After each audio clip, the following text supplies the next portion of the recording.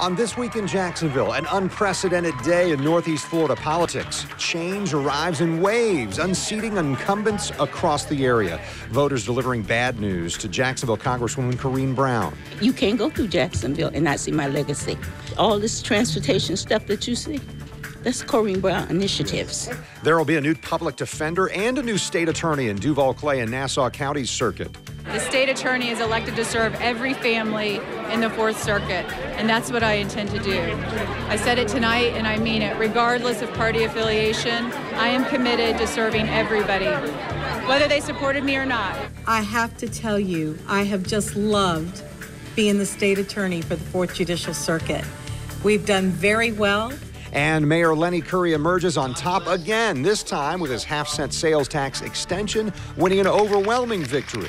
This is a celebration for the city of Jacksonville, for the people of Jacksonville, for the generations to come. We are on the verge of completely freeing the city of the pension debt that has just strangled our budget and our ability to do things over the years.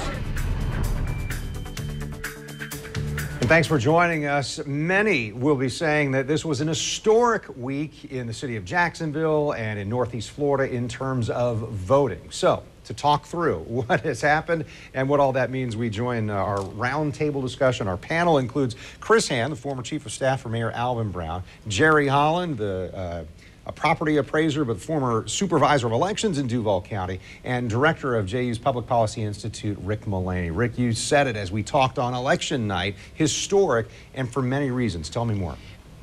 Ken, I think this past election night will be talked about for years to come.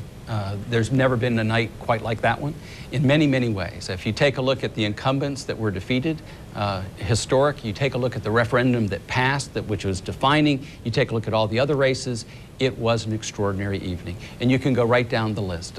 With the three incumbents that lost, with Corrine Brown, 24 years in that district. In the end, and I think she was very candid on election night, the redistricting really did hurt her. That was a historic defeat for her in that congressional district. State attorney, great race by Melissa Nelson, a very vulnerable Angela Corey, but a big victory, big margin for Melissa Nelson. First time in the history of consolidated government an incumbent state attorney has been beat. And in the public defender's race, a big win for Judge Cofer. Three incumbents lose, referendum passes, represents a big sea change for Jacksonville come January. But as Chris Hand has mentioned in the past, I think at the congressional level, this is a big deal to have such inexperience going to Washington. We have a lot of work to do. Yeah, Chris, let's talk about it a little bit.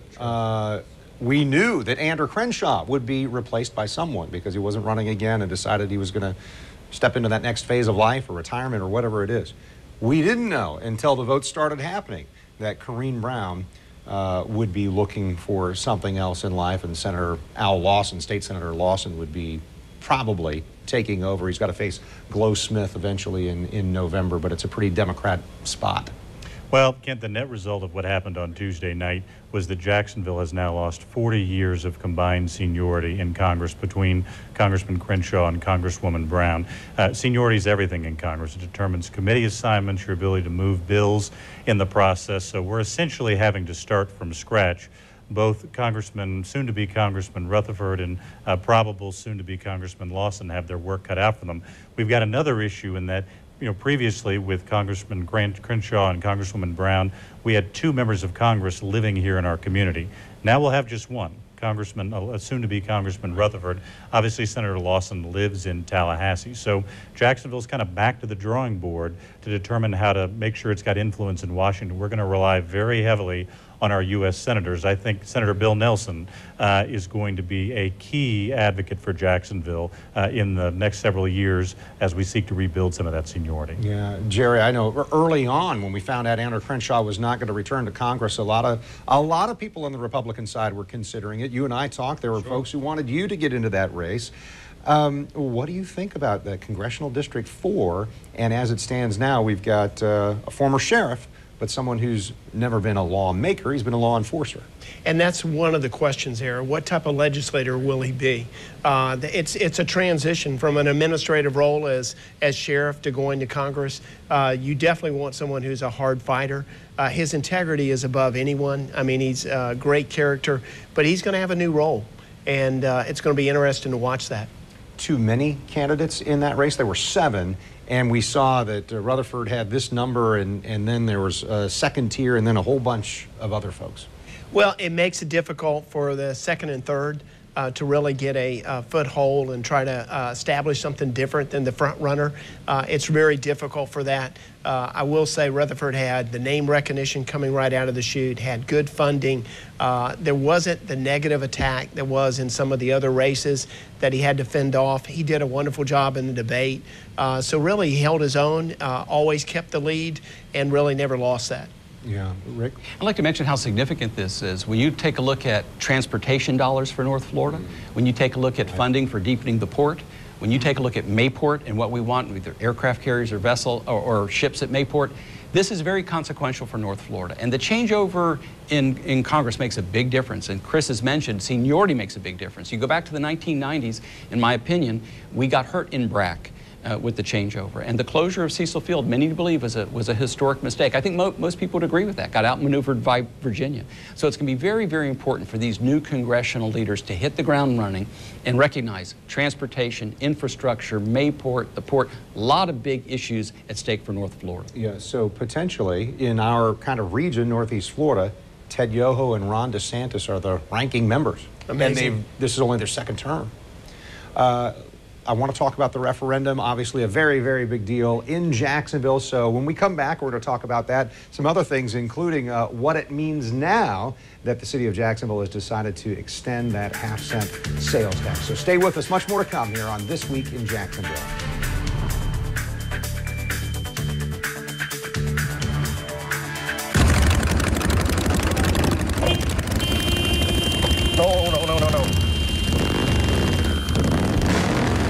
Now that's a pleasant surprise. Just like finding out that with Direct Auto and Life Insurance, you can get a low rate regardless of your driving history. I've never had anything like this before. IHOP's new Crisp Croissants with 27 buttery layers. Try savory spinach and roasted red pepper, strawberries and sweet cream cheese, or salted caramel and banana. IHOP's new Crisp Croissants. Right now, kids eat free every day 4 to 10 p.m. Here you go. I think my friends and I are going to have a lot of fun in this. Oh, look at these girls. Oh, they're so fun. You never take me dancing anymore. Well, we're married. You go, girls. Right now, during Toyota's annual clearance event, get 0% APR for 72 months, plus $500 APR bonus cash on a new 2016 Toyota Corolla. That's 0% APR. Toyota. Let's go places. On October 2nd, Children's Home Society will host Caring Chefs. You can take a stroll through the Avenues Mall and sample food from over 60 local restaurants. Order tickets at chscaringchefs.org. Make tomorrow awesome with Xfinity TV from Comcast. Right now, you can get Xfinity TV for just $19.99 a month for 12 months with Xfinity On Demand included. Call 1-800-566-8080 today. Xfinity On Demand delivers thousands of hit shows, top movies, and more at no additional cost. So you can catch up on the latest episodes of TV's hottest shows anytime, anywhere. Switch to Xfinity TV for just $19.99 a month for 12 months with Xfinity On Demand included. Plus, ask how you can add HBO, Showtime, or Starz and enjoy award-winning TV shows and movies at home and on the go. There's no term contract and no early termination fee. Plus, it's all backed by our 30-day money-back guarantee. So it's risk-free. Tomorrow could be awesome if you call today. Call 1-800-566-8080. That's 1-800-566-8080. Xfinity, the future of awesome.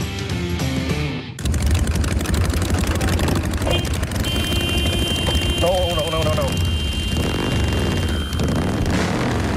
Now that's a pleasant surprise. Just like finding out that with Direct Auto and Life Insurance, you can get a low rate regardless of your driving history. There's only 32 teams in the National Football League. A sleepy city in Northeast Florida was awarded one of those coveted franchises. A 15-year odyssey of unfulfilled hope. Cursing and yelling back and forth. Was slipping away from us. What in the world have you gotten yourself into? Turns Jacksonville's 4th and long into a game changer. Destiny, the insider story of how Jacksonville won the Jaguars. September 13th on Channel 4.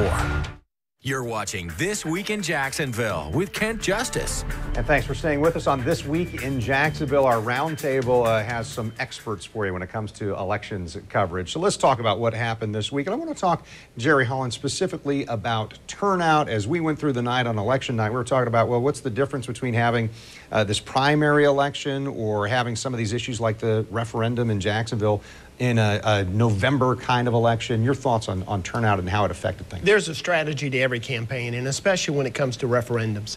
Why you want it in a primary versus a general election. You typically have a more informed voter coming in the primary. You have a fewer. We call the super voters always come in the primaries. They come in every election. So it's a time you have a narrow market to market to. You have an informed market, and then at the same time, you're looking at the dynamics of who's coming to vote. In primaries in Duval counties, it's a heavier Republican. You know, you've got a Republican mayor pushing a referendum. It only helps you. I will tell you, from a strategy standpoint, they looked at both elections. They knew August would be a better time for the referendum to pass. Well, to get it on the ballot in August, had to go through City Council, and City Council said, yep, we want it in August as well. Let's talk about the referendum here. Mayor Curry's pension fix. Chris Hand, Mayor Brown tried to do pension fix. All sorts of people over the years have said, we've got to solve this crisis.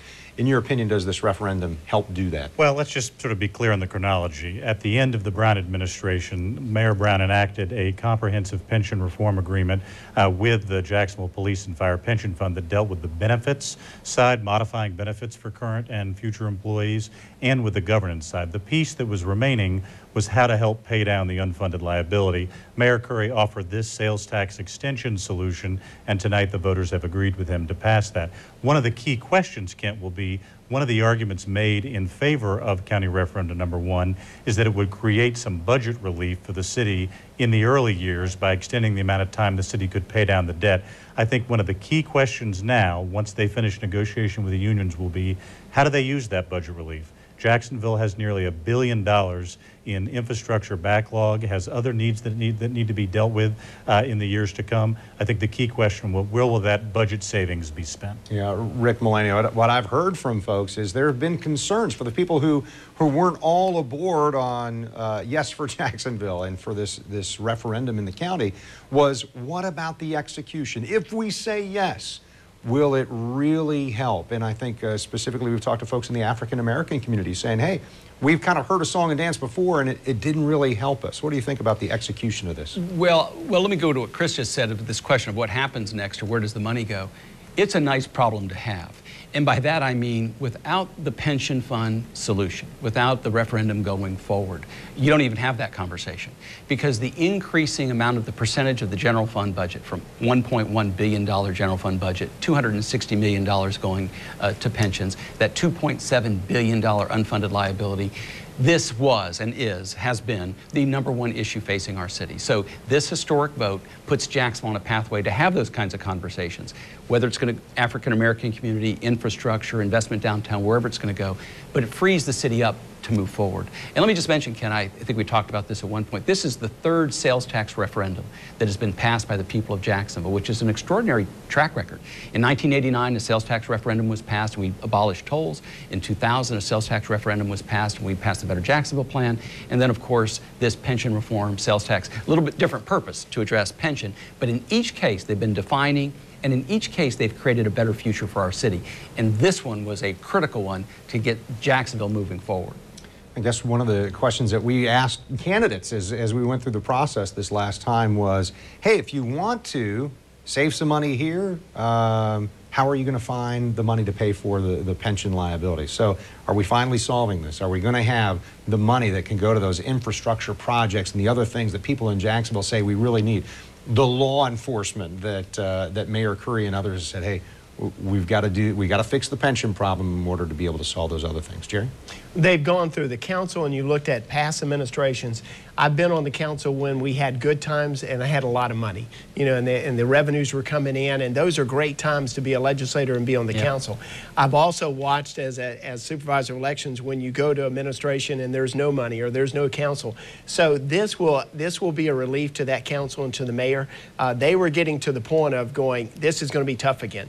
And so I'm sure from the administration standpoint, they are looking at that a big relief going into next year's budget. They made it through this year's budget. Next year will be a lot better for them. Yeah, Chris first, and then Rick. I want to give you one more word on this, and then we'll wrap up. We'll take a commercial break. But I guess how does it happen now? Because there still have to be negotiations further with the unions, with the employees. We've got to change things more, like Mayor Brown's administration did, your administration. Well, there's actually a step-by-step process to this. Tonight, the voters took care of step one, which is they agreed to pass. They passed the referendum and agreed to the extension of the sales tax.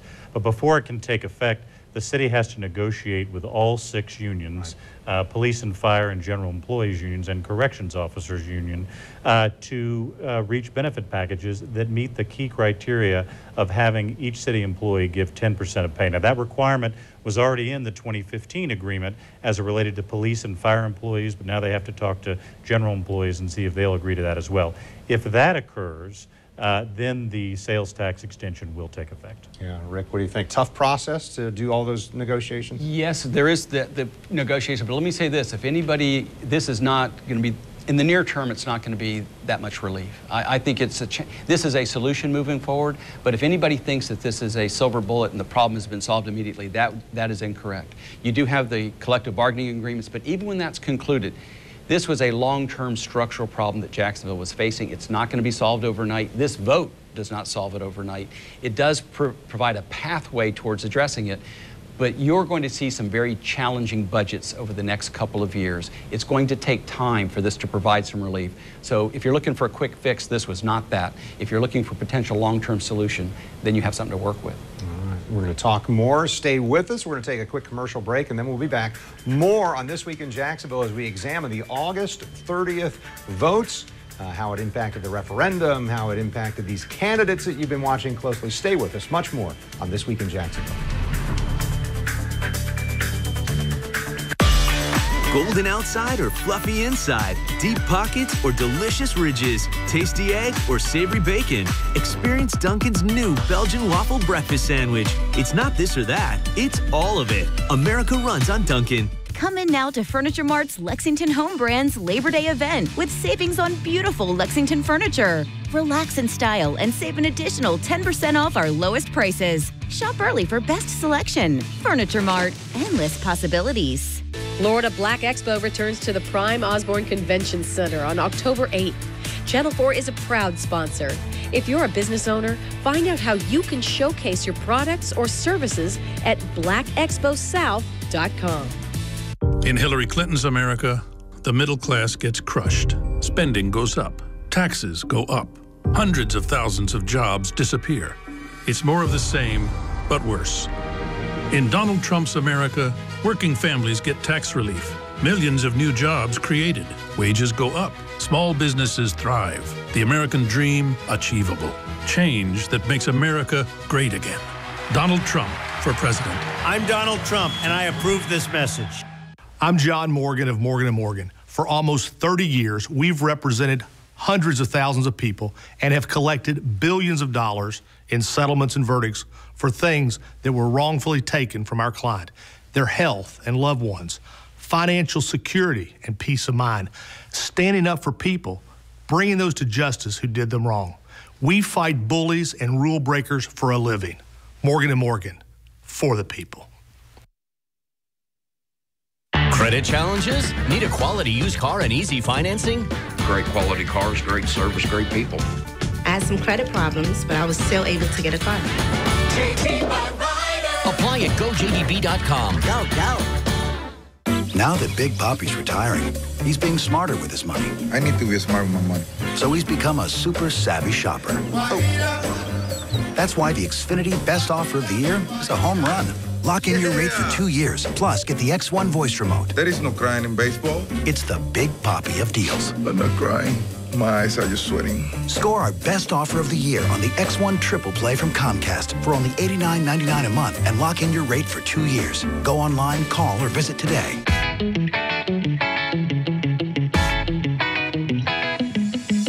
This fall at Dunkin Donuts, get lost in pumpkin with a $1.99 medium macchiato or latte from 12 to 6 p.m. Sip in the season today. America runs on Dunkin. Are we there yet? Oh, look at all this traffic. Road trip hacks for the holiday weekend. Throw it in the back seat of your car, and then you'll have a nice, cozy bed. Next, Inside Edition. Monday at 7:30 on Channel 4.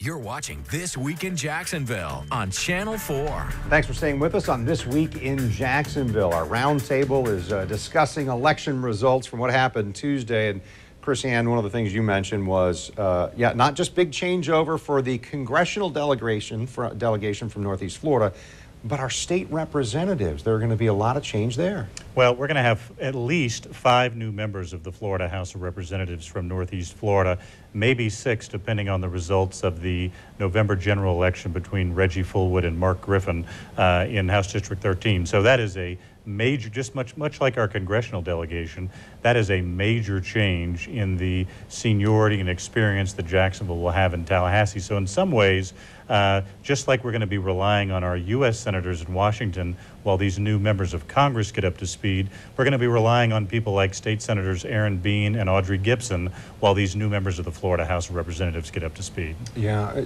Jerry, how does that work?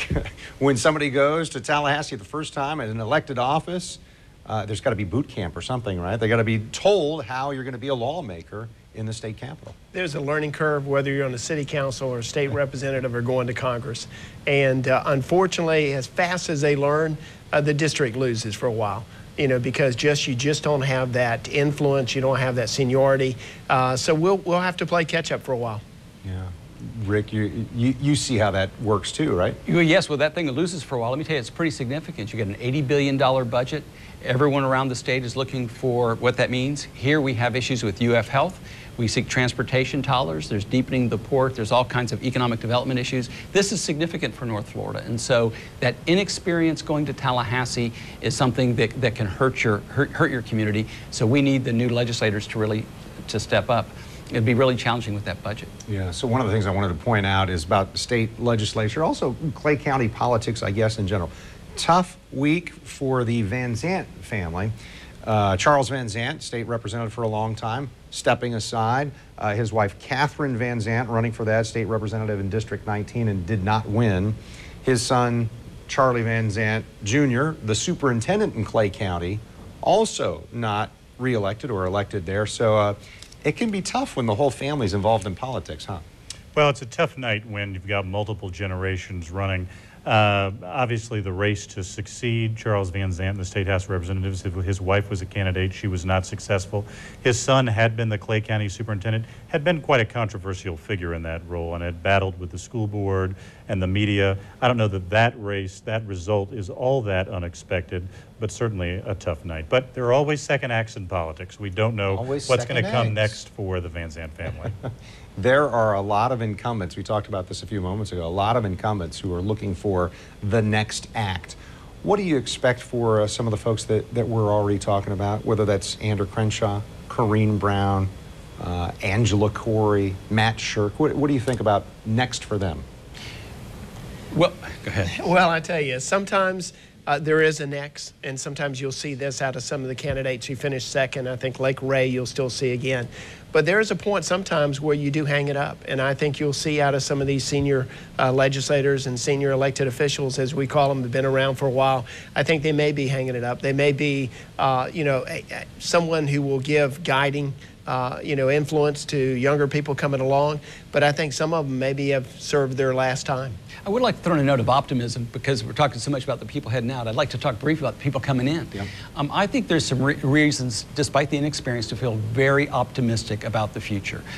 For example, I do think John Rutherford, we saw this in the debate on Channel 4, I think John Rutherford is energetic, he's knowledgeable, he's going to go with a lot of energy to Tallahassee. I think Melissa Nelson has the opportunity to be a great state attorney. I think Judge Kofer is going to bring a lot of talent to that office. I think Al Lawson, as we saw in the debate, is articulate, a centrist, kind of a statesman.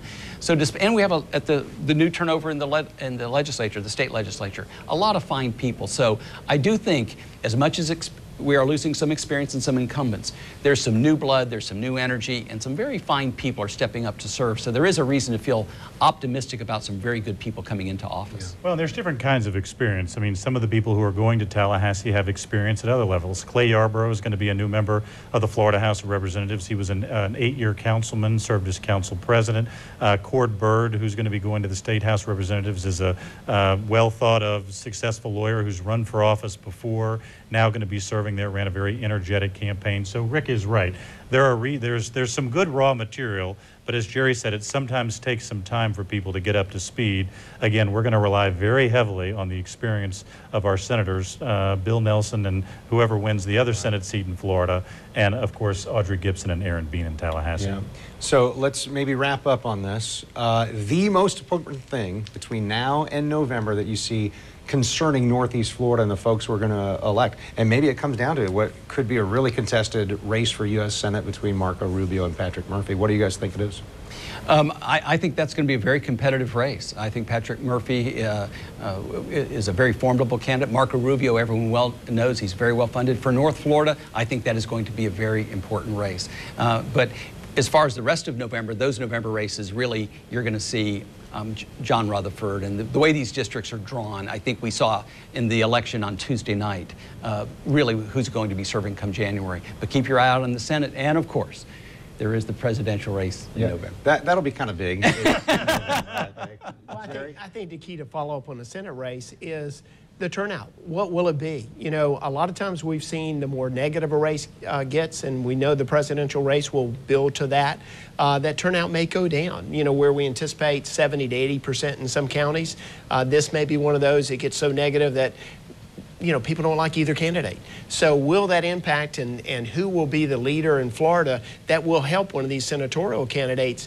get their party's voters to the polls? So we've got so much to watch, and what I'm looking for is the debates coming up in September. I think those will be exciting. Chris Hand, last word in 30 seconds or less? Well, you asked about the Rubio-Murphy race. I think one of the best things that both of those candidates could do going forward would be to debate right here in Jacksonville at the Jacksonville University Public Policy Institute with Kent Justice as the moderator. What a fantastic idea, one of the keys to either of them being elected is to come up here and share their views with all of Florida, right here from Northeast Florida. Plenty still to talk about as we head toward November 8th. Gentlemen, thank you so much. Appreciate your analysis, your expertise, and your insights. And we appreciate you being with us. Thanks for joining us on This Week in Jacksonville. We're here every Sunday morning at 9 a.m., and you'll find previous episodes on news4jax.com/politics and This Week in Jacksonville. At News4Jax, we're always covering the news, even when we're not on TV. Stay informed, on the go, and online at news4jax.com.